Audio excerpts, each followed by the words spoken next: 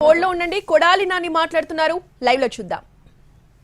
ఎవడైతే ఎన్టీఆర్ ని ముఖ్యమంత్రి పీఠం నుంచి దించి అధికారంలోకి వచ్చాడో వాడే ఆ గజ దొంగే 28 సంవత్సరాలు అయినా కూడా ఎన్టీఆర్ బూట్లు నాకే పరిస్థితి ఎన్టీఆర్ కల్పించాడు.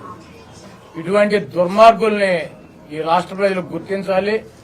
బతికున్నప్పుడేమో దుర్మార్గుడు అని చెప్పి, ఆయన ముఖ్యమంత్రిగా పార్టీ నాయకుడిగా పనికిరాడని చెప్పి, ఈ రోజు సిగ్గు శరము లేకుండా ఎవరైతే ఆయన్ని దించారో అదే కుటుంబ సభ్యులు, అదే వ్యక్తి ఎన్టీ రామారావు గ్రామానికి వచ్చి విగ్రహాలకు దండేయటం, ఎన్టీ రామారావుకి వర్ధంతి చేస్తానని చెప్పటం, ఇటువంటి దుర్మార్గపు ఆలోచనలో పదవి కోసం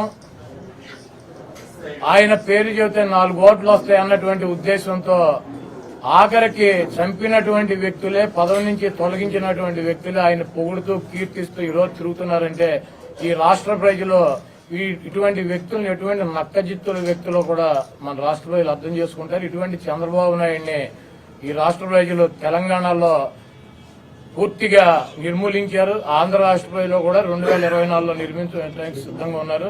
ఏదేమైనప్పటికీ ఎన్టీ రామారావు లాంటి మహనీయుడు ఆశయాలని ముందుకు తీసుకెళ్లాల్సినటువంటి అవసరం ఉంది కాబట్టి తప్పకుండా ఆయనకి అభిమానిగా 28 సంవత్సరాల నుంచి ప్రతి సంవత్సరం కూడా ఆయన వర్ధంతి జయంతి కార్యక్రమాలు ఇక్కడ పెద్ద ఎత్తున నిర్వహిస్తున్నాం.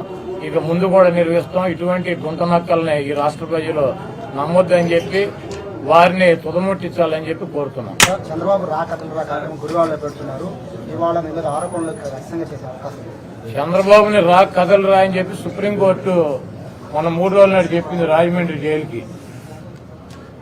ఆయనేమో కథలు రాయని చెప్పి ప్రజలను పిలుస్తున్నాడు. ఆయనేమో కోర్టులో కథలు వెళ్ళు సెంట్రల్ జైలుకి. ఈ నక్కజిత్తులు కన్ను పని చేయట్లేదు, కిడ్నీ పని చేయట్లేదు, గోళీ ఓడిపోయింది, ఇటువంటి సొల్లు కబుర్లు చెప్పకుండా నువ్వు చేసినటువంటి 420 కార్యక్రమాలకి కథలు రా అని చెప్పి రాజమండ్రి సెంట్రల్ జైలు ఈయనకి ఆహ్వానం పలుకుతాయని త్వరలో కూడా వెళ్తాడు.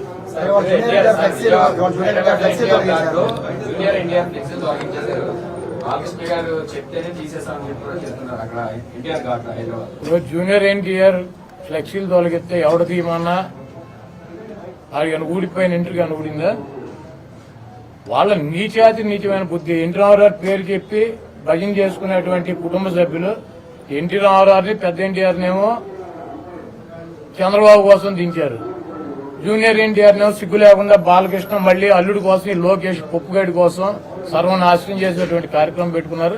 ఇటువంటి బాలకృష్ణలో ఇటువంటి చంద్రబాబు నాయుడు 1000 మంది వచ్చినా కూడా జూనియర్ ఎన్టీఆర్ ఊడిపోయినటువంటి ఇంటర్ కూడా పేర్లేదు.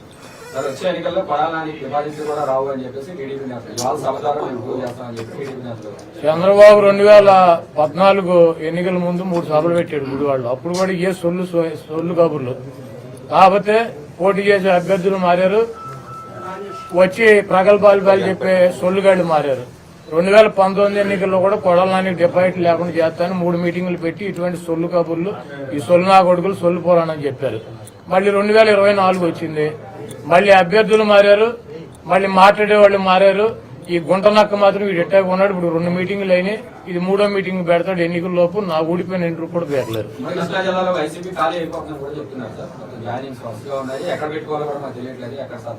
ఎక్కడో పెట్టుకోమనండి. బాబు కొడుకులు 2 పుస్తకాలు పెట్టుకుంటారు కదా, ఎర్ర బుక్కులు, అక్కడ పెట్టుకోమనండి. బాబు కొడుకులు ఎర్ర బుక్కునే చించి తోసుకోమని చెప్పారు. వీళ్ళని కూడా ఎక్కడో చోట తోసుకోమని చెప్పారు. అసలు చంద్రబాబు గుడివాళ్ళు ఎవడొస్తాడు? చంద్రబాబు గుడివాళ్ళు పట్టించుకునేవాడు వాడు దొంగ 420 గాడు అని తెలవదు. మా గుడివాళ్ళలో మాకు ఎన్టీ రామారావుని అంత మహోన్నతుడిని పార్టీ నుంచి తొలగించి ముఖ్యమంత్రి పదవి కొట్టేసి మా ప్రాంతం వాడిని సంకనాకి ఇచ్చేసినటువంటి వెధవీడని తెలవదు. వీడికి ఎవడొస్తాడు? చంద్రబాబు నాయుడికి జనం వస్తారా?